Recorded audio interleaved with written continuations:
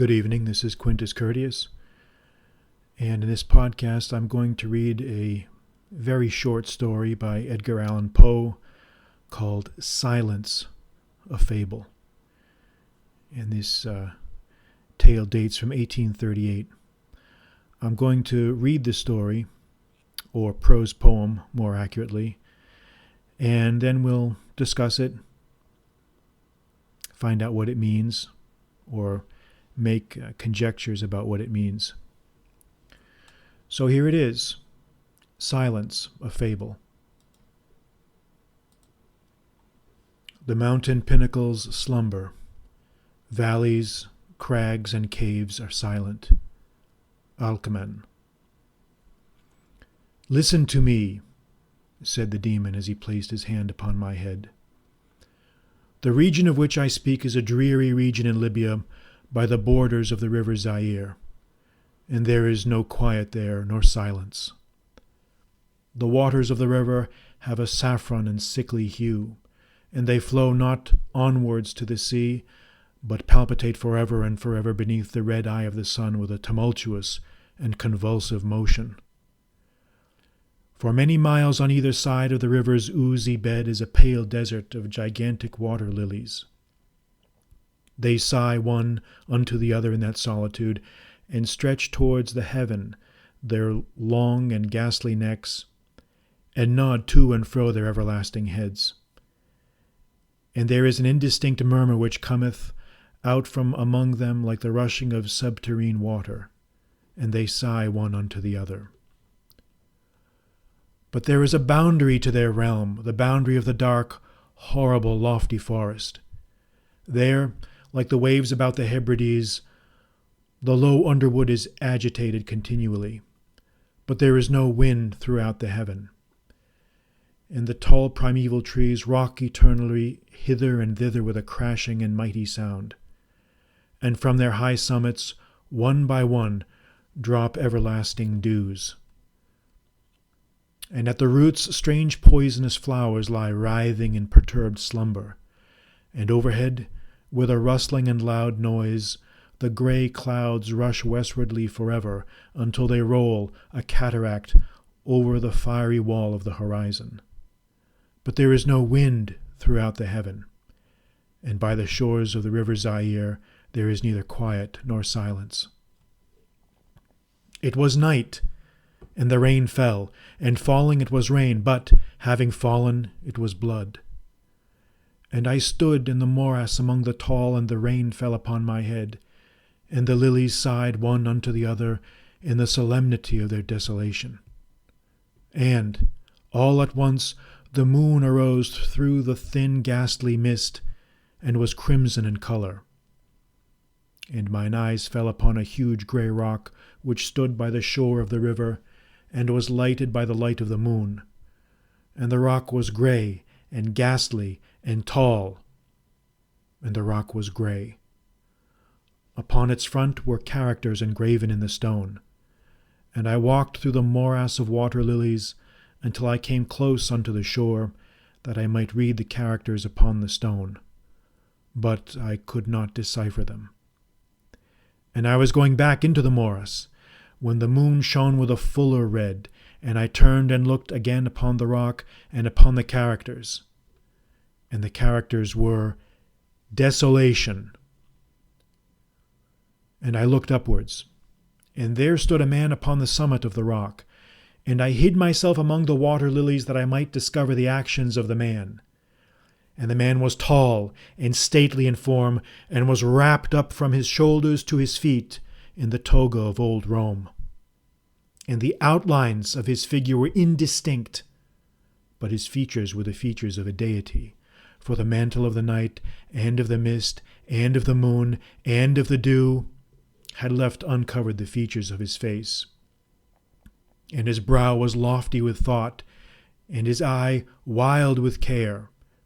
And in the few furrows upon his cheek I read the fables of sorrow and weariness and disgust with mankind, and a longing after solitude.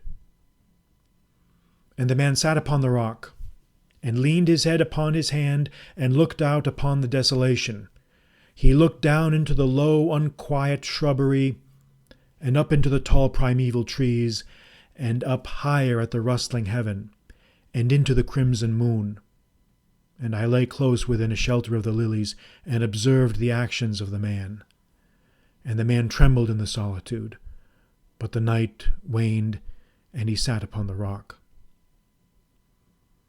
And the man turned his attention from the heaven, and looked out upon the dreary river Zaire, and upon the yellow ghastly waters, and upon the pale legions of the water lilies. And the man listened to the sighs of the water lilies, and to the murmur that came up from among them. And I lay close within my covert, and observed the actions of the man. And the man trembled in the solitude, but the night waned, and he sat upon the rock. Then I went down into the recesses of the morass, and waded afar in among the wilderness of the lilies, and called unto the hippopotami, which dwelt among the fens in the recesses of the morass. And the hippopotami heard my call, and came with the behemoth unto the foot of the rock, and roared loudly and fearfully beneath the moon. And I lay close within my covert, and observed the actions of the man. And the man trembled in the solitude, but the night waned, and he sat upon the rock.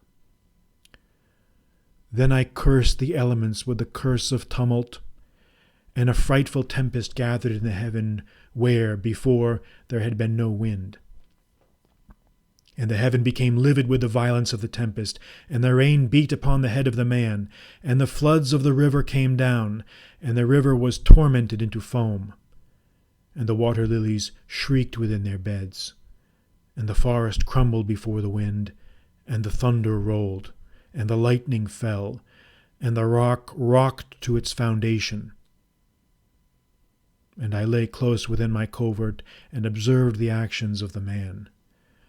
And the man trembled in the solitude, but the night waned, and he sat upon the rock.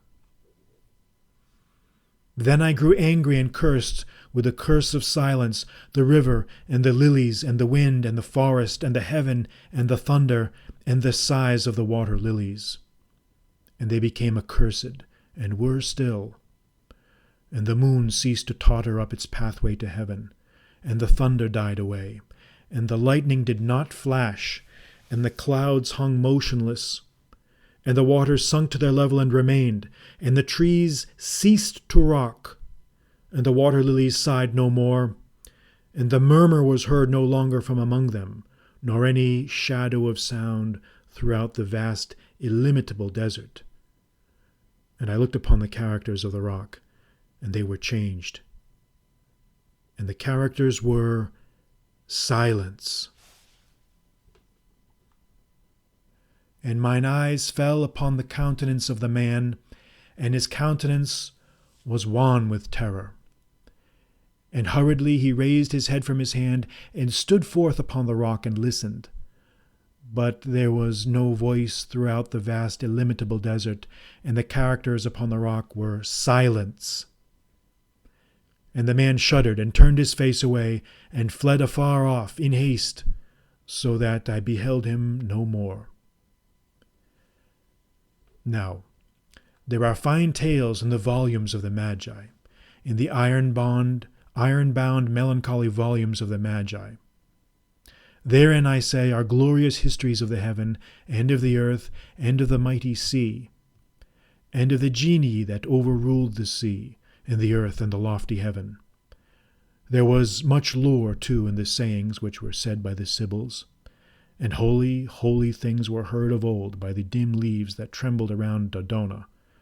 But, as Allah liveth, that fable which the demon told me as he sat by my side in the shadow of the tomb, I hold to be the most wonderful of all. And, as the demon made an end of his story, he fell back within the cavity of the tomb and laughed. And I could not laugh with the demon, and he cursed me because I could not laugh. And the lynx which dwelleth forever in the tomb came out therefrom, and lay down at the feet of the demon, and looked at him steadily in the face. So that is the end of the story. That is Silence, a Fable. So that is the end of the story. That is Silence, a Fable by Edgar Allan Poe. And the question here is, what does it all mean? What does this tale mean, if it means anything at all? Well, what do we first notice about this story? We notice just the beautiful imagery, the expert use of adjectives and poetic sentences to create this very, very exotic, very romantic scene by the river Zaire in Africa. And yet, it seems very inscrutable. We don't really know exactly what Poe is trying to say, and I think this is part of the beauty of the story, is we're just left to ponder it and to come up with our own meaning. And there have been many different interpretations of this story, and you should try to come up with your own. But what one commentator speculated, and I happen to align with this way of thinking, is that the story really means that even though a person can distract himself by worrying about the confusions and disorders and chaoses and tumult of life, once all that eventually quiets down, once all of those things come to a close, he's still left to look at his own self in the mirror. He can't avoid facing his own place in the vast and sometimes difficult to fathom universe. So this is really what it says to me. It's a meditation, really. It's been called a prose poem. In other words, it's written in prose, but its cadence, its textual imagery is really poetic. And I think that's what Poe is trying to say here. I think what he's trying to say is, most of life, we're surrounded by tempests and furies and boiling seas and strange, exotic scenes as were witnessed by the borders of the river Zaire. But there are times when all of that comes to a close, and we are left to think about and to ponder our own relative insignificance in the grand scheme of things, and to try to find meaning in that. We have to try to see what we can make of this silence. We have to try to interpret this silence and interpret this desolation for ourselves and come to terms with it in one way or another. But that's just one interpretation. And maybe you have your own, and I encourage you to think of your own interpretation. So I hope you enjoyed this reading of Silence, a Fable. I'm Quintus Curtius. Good night.